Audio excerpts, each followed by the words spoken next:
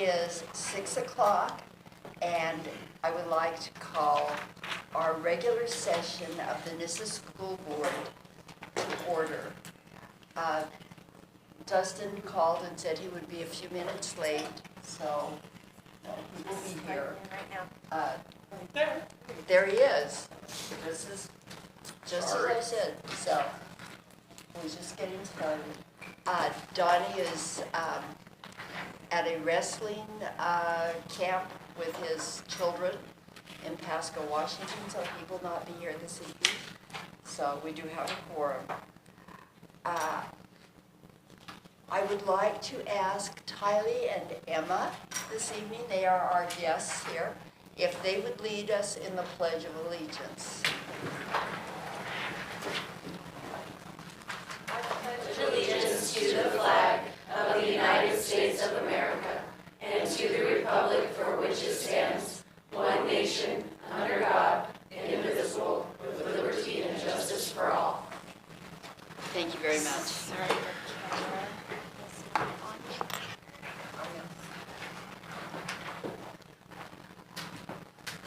Before we get into adopting the agenda, I would like to just say a few words.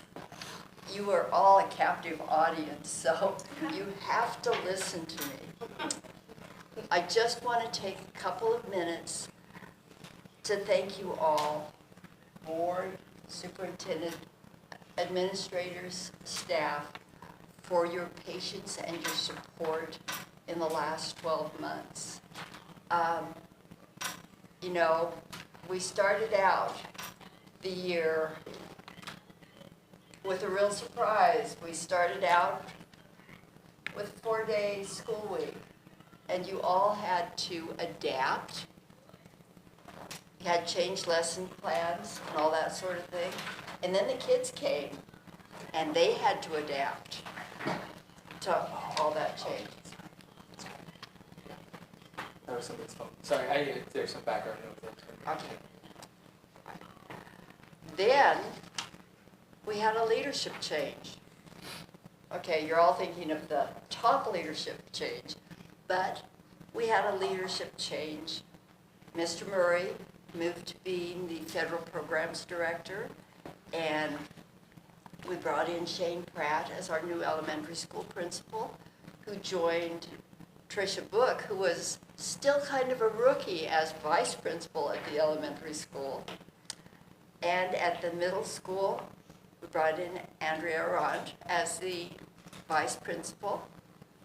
And at the high school, we brought in Talon Vickers as the vice principal.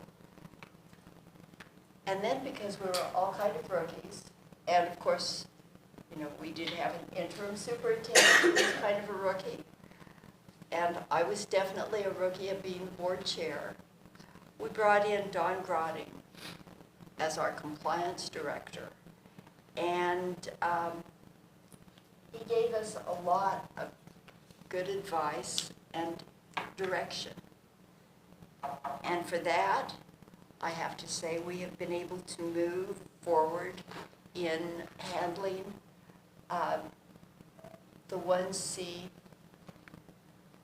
issue that was before us, and we've made a lot of progress, as Mr. Murray can attest to. He gives us a report at every board meeting about it. So there have been a lot of changes here, but through it all, the board has kept the mission statement in mind. A community committed to student success. It's right above me. And I want to commend my fellow board members, Superintendent Hawkins, because he's now truly the superintendent, the administrators and staff for all your support in helping us stay true to NISS's vision of every student achieving their full potential. So with that, we'll move on to the adoption of the agenda.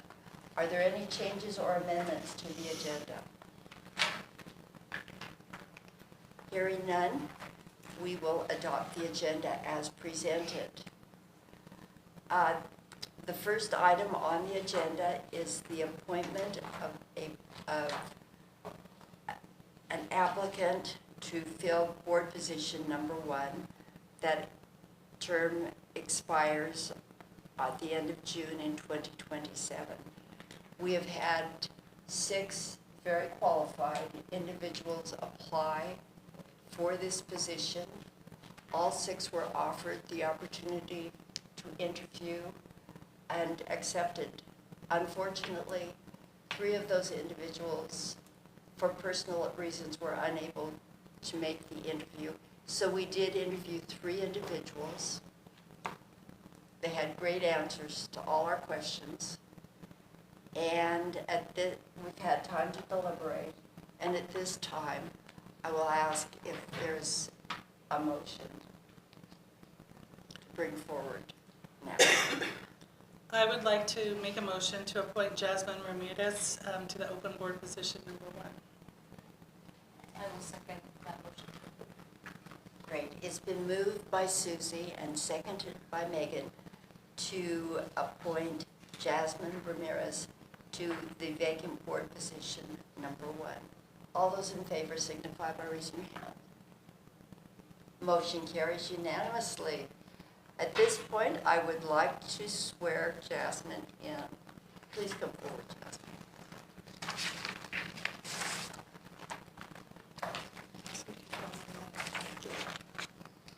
Okay. I state your name. I, Jasmine Ramirez, Do solemnly swear that I will support the Constitution of the United States of America do solemnly swear that I will support the Constitution of the United States of America and the Constitution of the State of Oregon and the laws thereof, and the Constitution of the State of Oregon and the laws thereof, and will faithfully and honorably demean myself in the office of Director of Nissa School District 26, position number 1, to which I've been appointed to the best of my ability. So help me God. I'm glad that she can. And will faithfully and honorably demean myself in the office of Director of the Nissa School District number 26, position number 1, expires 6/30/27, to which I have to be appointed to do the best of my ability to so help me God. Congratulations. Please come on up. You have a seat here, and you've already been given homework. Yes.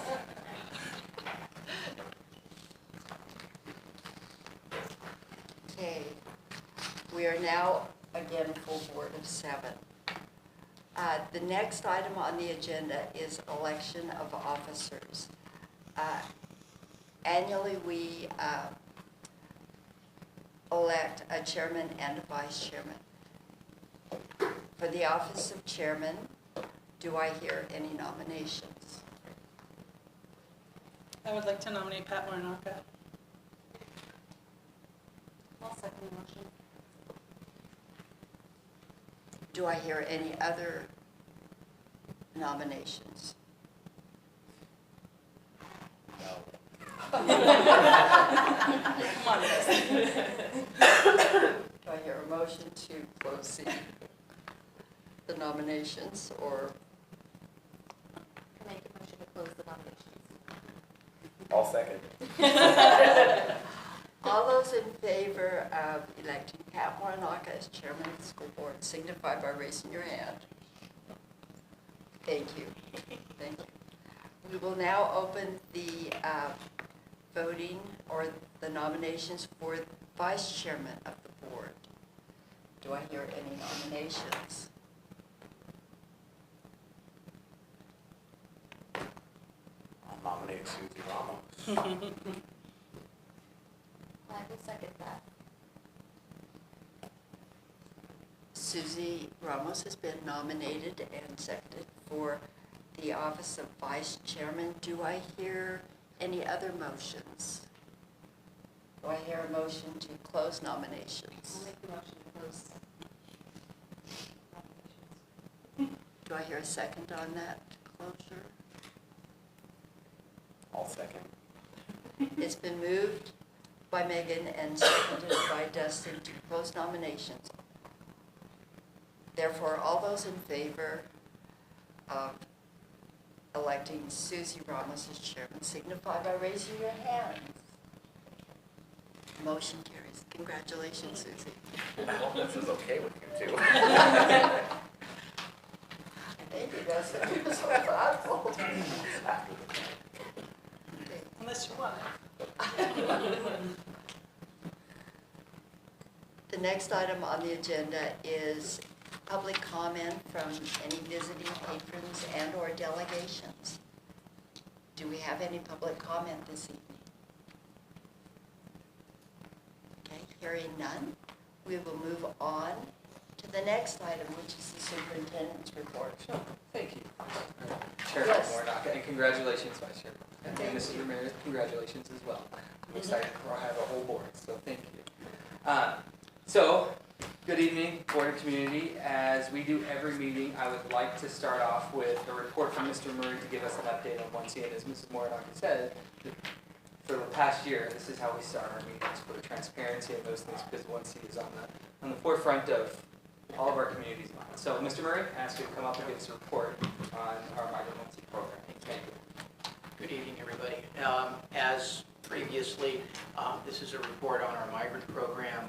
It'll be a little bit different tonight in that it's a summary report since we've come to the end of the year. And so we will be able to look at statistics and data showing the performance of the students across the year, as well as some other numbers relating to migrant education. I think before we turn to the slides here, it's important to remember that this has been a year in which our main goal has been to come into compliance with all of the guidelines that ODE has set up for migrant education in the state of Oregon. From recruitment to supplemental services to financial matters, how we spend our money, how we spend the money that's been given to us by the federal government. So that's been the goal. I think we've done a good job of coming into compliance, and I think ODE's report, when it does come out, will show that we are in full compliance. As we move forward, and we'll see some opportunities in the data here for us to improve our program going forward, the goal in the coming year will not simply be compliance. I mean, compliance is a given at this point. So our goal will be to improve the quality of the program and therefore quality of the students in the program and the levels at which they're achieving by looking to create a model migrant program here in Minnesota. So, and like I said, we'll see some opportunities in the data to look at that.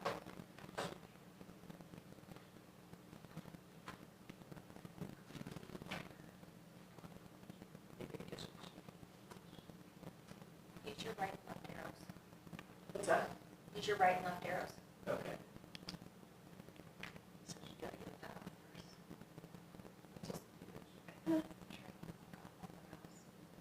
What's that?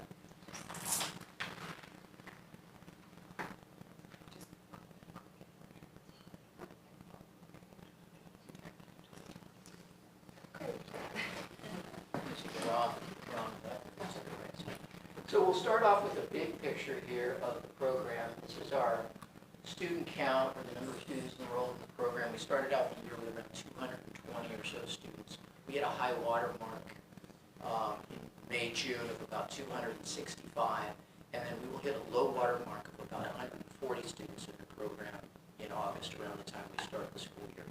Might be wondering why such a precipitous drop in the percent or the number of students in the program. And the reason for that is end of eligibility for lots of families. There's a 3-year eligibility period, and if families don't make a qualifying move within that 3 years to basically re-up or renew their qualifications or their eligibility in the program, then they drop off of the eligibility. And so that's what we're going to see. There are going to be a lot of families dropping out of eligibility in the next couple of months.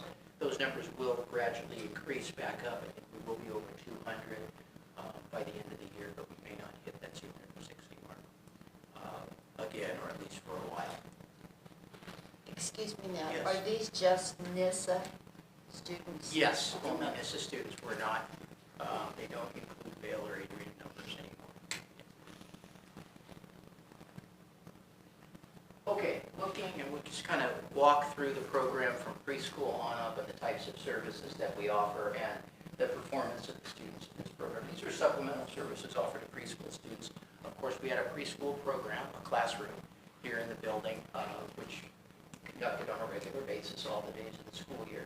But we also offered supplemental services from our school readiness specialist, and those included a reading night, a math night, social and emotional skills night, and also a night which involved the parents learning about a new supplemental program at home, supplemental curriculum at home that parents could work in their native language with their children on. It's called Ready for Kindergarten. And so those were all of the supplemental services offered. The blue line show the number of students that were qualified to receive the services, and the orange line the number of students who actually took advantage of those services. We had about 25 students in this age range who could have taken advantage of them, and roughly, on average, around 15 or so took advantage of the services throughout the year. As far as performance of our preschool students, the blue line shows the number, the average score that they had on the pre-assessment. This is a complete assessment of not only academic skills in preparation, readiness for kindergarten, but also social emotional skills. So the average score is about 55 by our students in the pre-assessment and close to 80 in the post. We're looking to have our students reach around 82 or so. That's what the gray line represents. So on average, they didn't reach the benchmark. But this is an area of growth for us going forward next year, and some of the things that we're looking to do is not only offer the creative curriculum in Spanish, both Spanish and English, but we will be moving a certified teacher into the classroom, and that teacher will be providing instruction in Spanish and English. So that's really important. Similar to our dual language program, which we do in kindergarten and the elementary school, providing services for students in their native language really increases that, really supports that base, that foundational language that they're learning. Moving on to the elementary school, this figure shows the percentage of students, basically attendance figures, and the percentage of students below 90%. On the right side, you see only 6% of elementary students attended less than 90% of the time.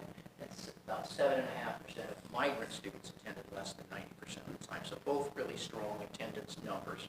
We use 90% as a baseline or a benchmark because we know from best practices that if students attend less than 90% of the time, they're really just not getting the full benefit of the educational program.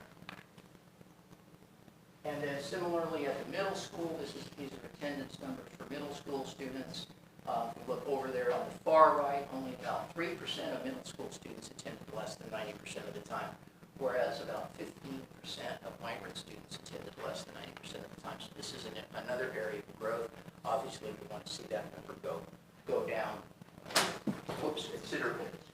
And if we look at the academic performance of the middle school students, in terms of D's and F's and the percentage of students who receive those, again, looking on the far side, quarter 4, about 50% of middle school students overall had 1 or more D's or F's at the end of the year, and about 60% of migrant students. And we're looking to lower that number, in particular by making the after-school program and our offerings in the after-school program considerably more robust. We did have an after-school program at the middle school.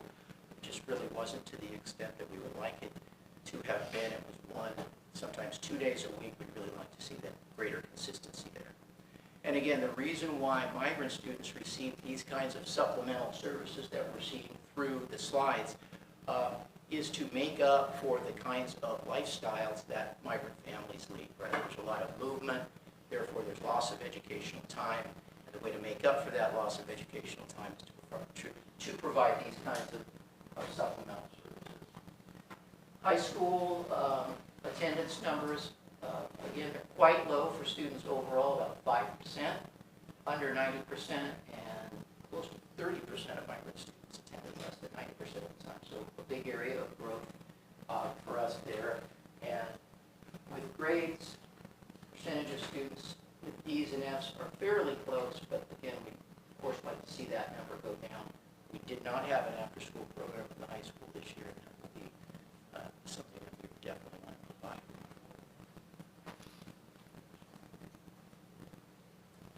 For leadership members, another supplemental service that is offered are leadership institutes for middle and high school students. This slide represents high school students and the number of students at the high school who took advantage of leadership opportunities, particularly the Oregon Leadership Institute, which is offered several times a year at Oregon State University on weekends and also during spring break.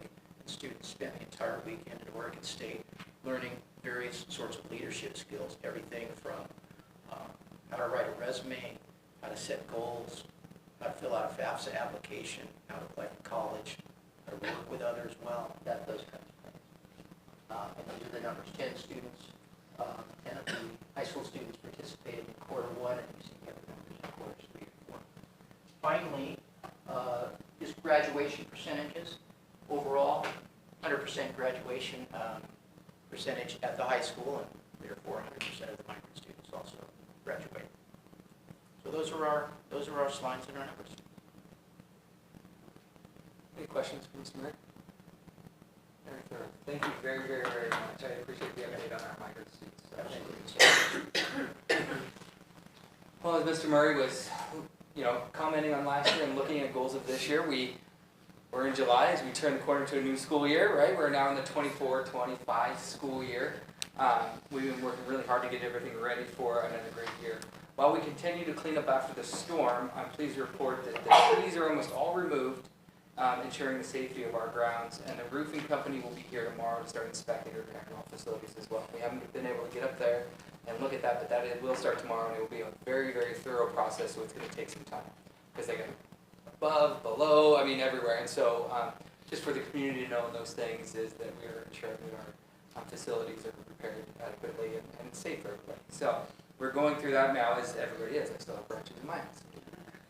So the bleachers have also completely been removed, and we're ready to refinish the gym and install the new bleachers as well. The HVAC system installation at the elementary school is progressing well, and we're on track with all pre-scheduled projects that we knew coming in. These are the big things that we need to get done, and we're on schedule for all of them.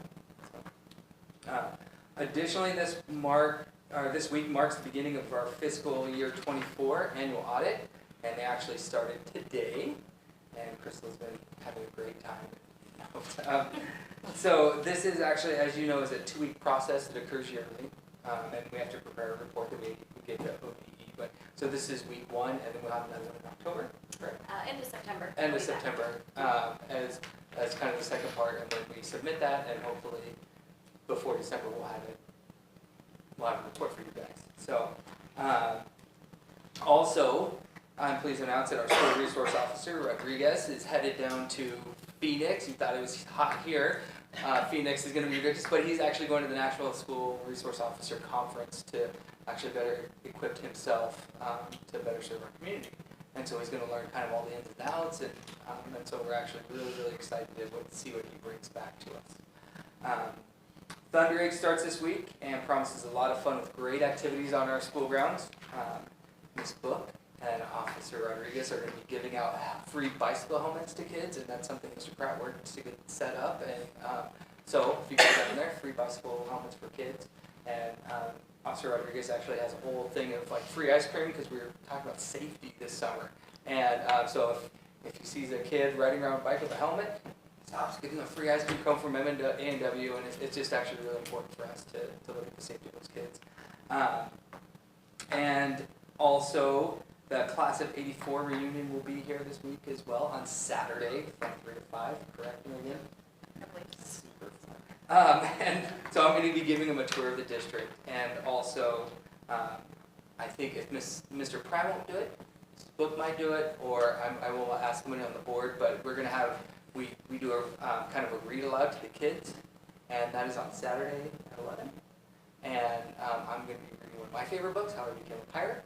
But I welcome if one of the board would like to go and read, to come join us. And so, and then on Saturday, which is really fun, we're going to be honoring our international famous HOSA chapter here at NISA, and so that'll be on the stage right before the band, and so we're really excited about that. We will have kind of an official presentation to the board in August, when they can be here and really celebrate them appropriately, because it's just amazing what they're able to do. Finally, I know it sounds weird because it seems like we're just got into summer, but school registration will start this end of this month, right? And that is, it can be 100% online, but on July 30th and 31st is registration. And if you want to come in person, and it is from 8 to 3 the first day, that's the 30th, and 8 to 8 on the 31st. And so please come and register, but not like me. I have so many kids, it's easier to do it in my own house on my phone. And those days will also coincide with the fair, and I'm looking forward to going to the fair again and seeing what our kids are doing. And that concludes my superintendent's report for July. So thank you very much. Thank you, Ryan. Any questions for Ryan?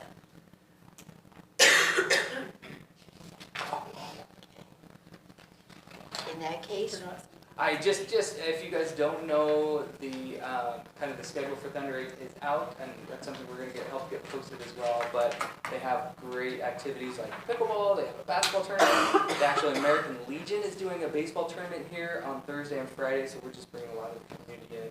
It is actually going to be.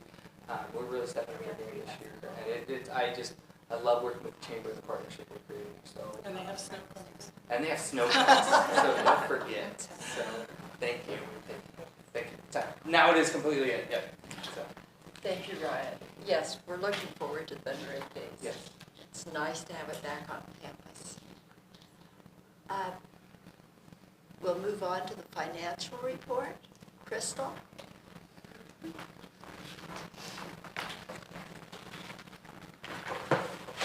Hello, everyone. Jasmine, nice to see you again. Congratulations.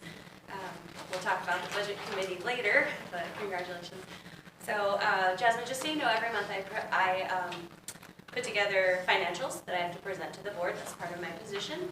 And so the packet in front of you, you will be receiving this every single month. It'll start to look familiar. And just a side note, if you want to ever ask me questions outside of this meeting or ask Mr. Hawkins, we can get together and just get you familiarized with the format. So, but tonight I present to you fiscal year 2024 ending financials.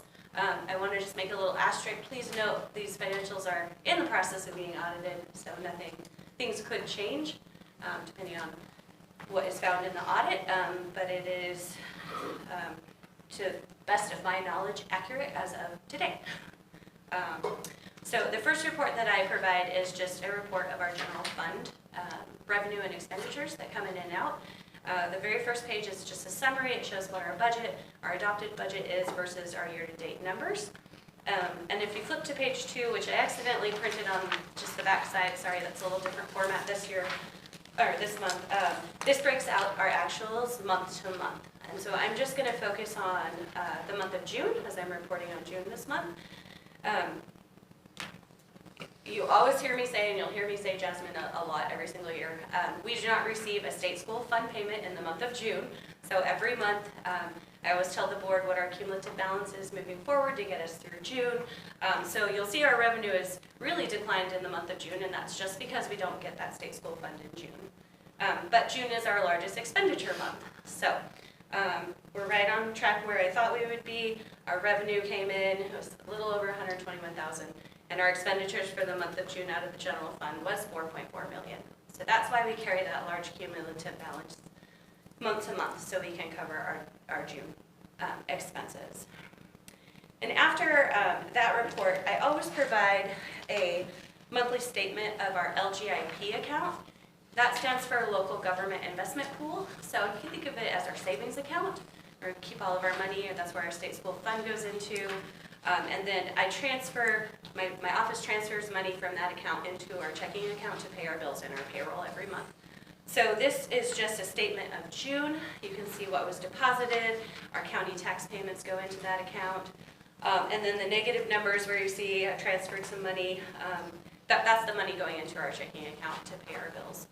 And I always follow that statement up with the report from the county that shows a breakdown of the taxes that we've received. We receive current year taxes and then prior year taxes as people back pay their taxes. And I do account for those on different line items in our revenue. So that's just the breakout of what was current and what was prior year that we've collected.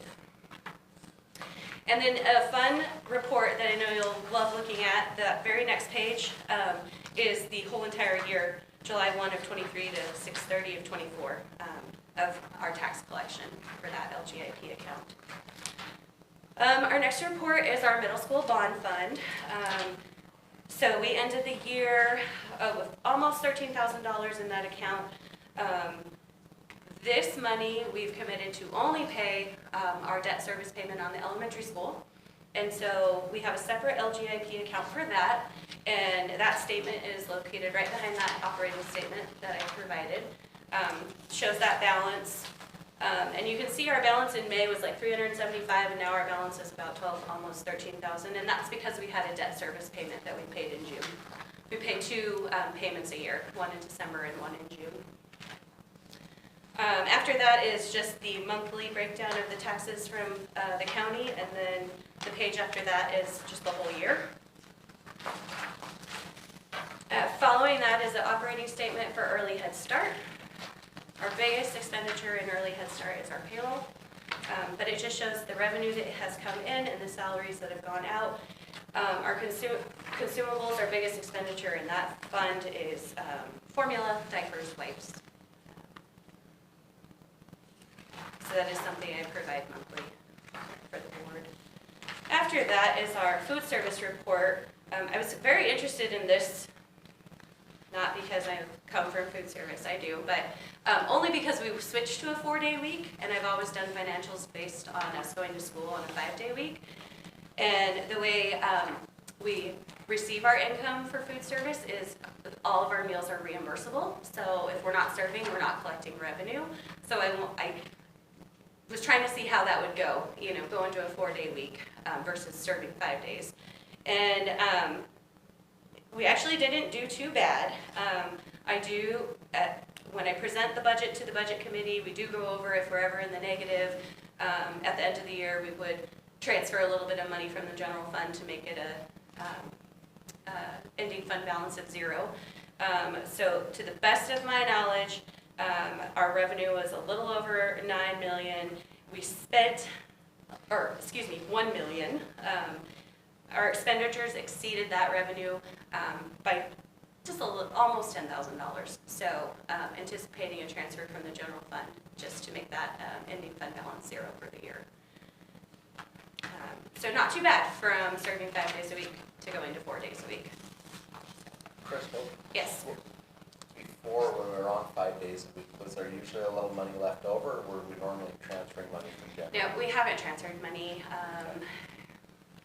Maybe my first year in 2018. Okay.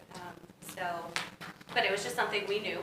Our payroll is still up here, and we're not serving the meals. So, but I do follow. Mr. Hawkins likes to report on attendance, and it's been nice to see our attendance has been up. That just helps us with our revenue for food service. Was it really quick to Yeah. say that next year, based on recent projections, is that it's gonna be about 50,000 next year that we're gonna have to take in general account?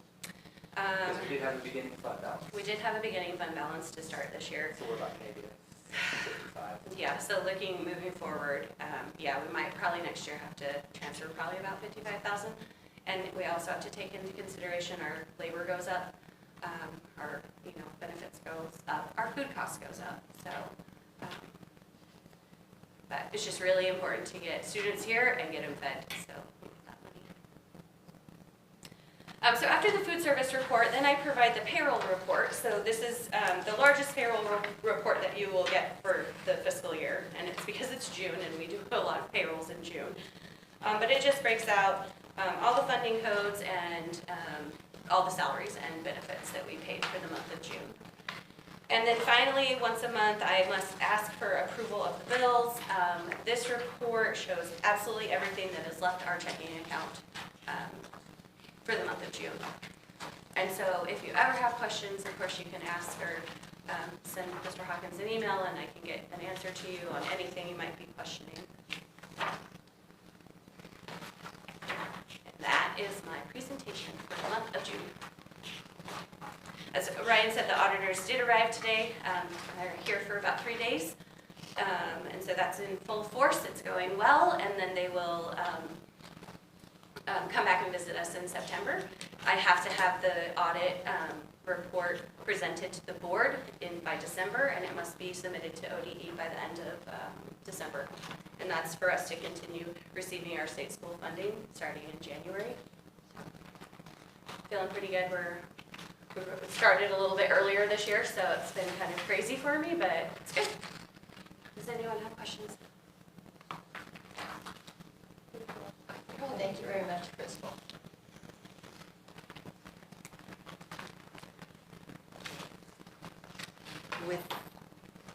After Crystal's excellent report, we'll move on to the consent agenda. Are there any questions about the consent agenda? We have the minutes on there, the financial report is presented, and then the designations, which are required annually, because this is the beginning of our year. So, do I hear a motion then if there are no questions? Are we done hiring, or have we hired everyone that we need to? No, we still have an opening at the middle school and possibly the tiny. We're kind of shuffling some things around to figure that out, so. Are there any other questions? Yes, Crystal. On letter D, it's the budget calendar, and I know it's crazy to think about the budget for '26, but it is in your packet, and that's just a proposed budget. So please take a look at it and let me know if you guys have issues with those dates. I won't ask the board to adopt that budget calendar, I think, until January, but just let me know. But I know we're already thinking ahead, but We need to do that. We do. We need to be visionary. just let me know if those dates don't work for anyone. Okay. Thank you.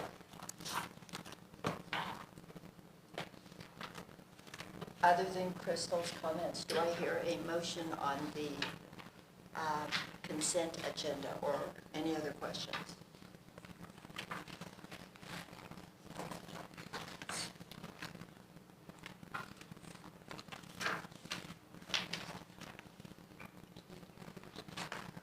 I'll make a motion to accept the agenda, consent agenda as is.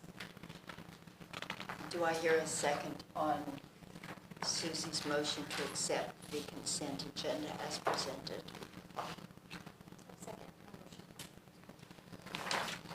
We have a motion made by Susie and seconded by Maribel to accept the consent agenda as provided. All those in favor, please raise your hand. The motion carries.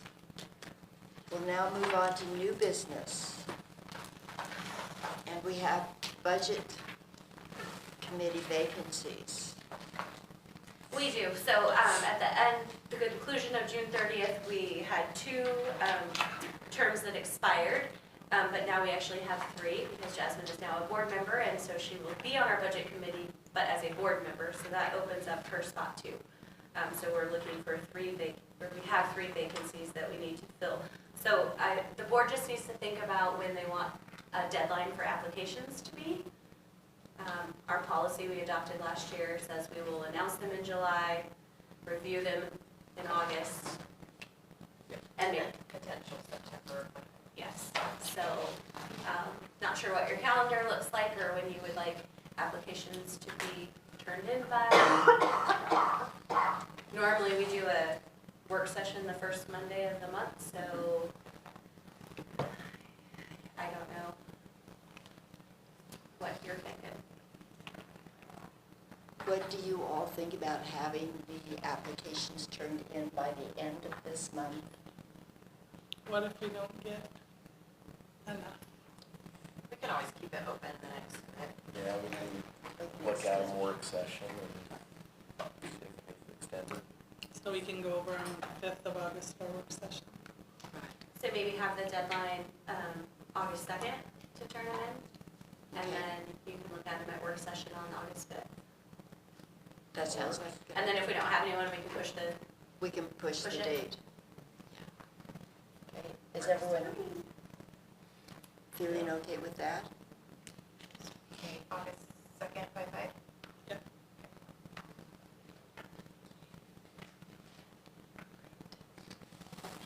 Okay, and the next item is board report.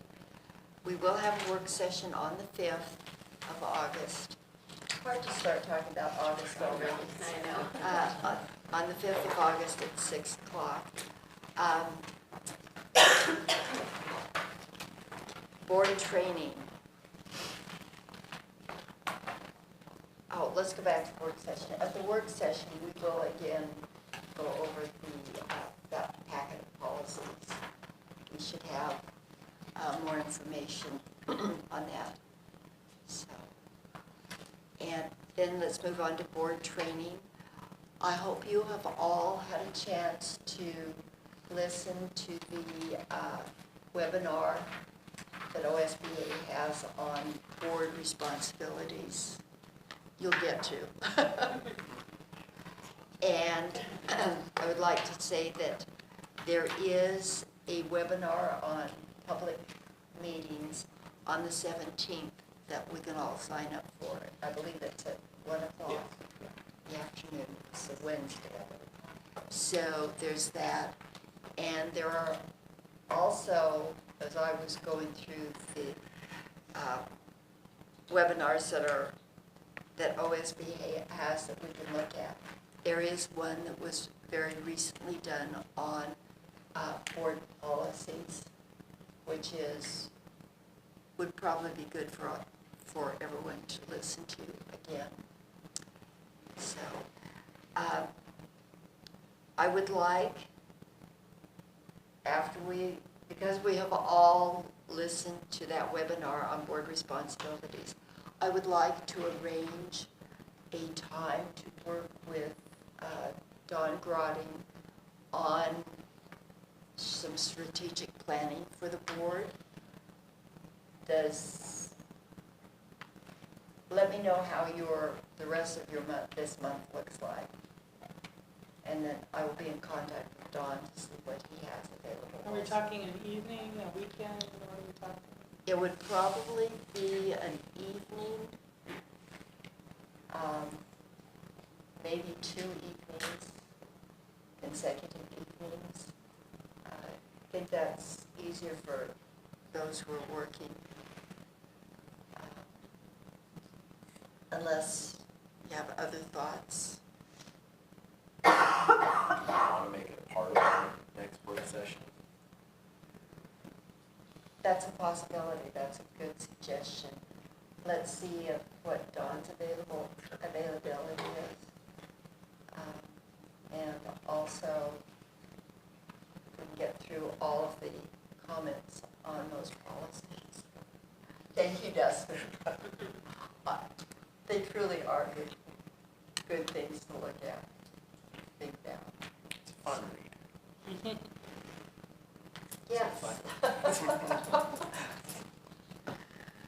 Okay, do I hear it? Is there anything else on board training that you'd like to know or suggest? Okay.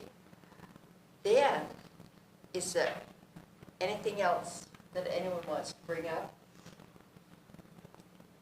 Talk to us about anything? Hearing nothing, Dan.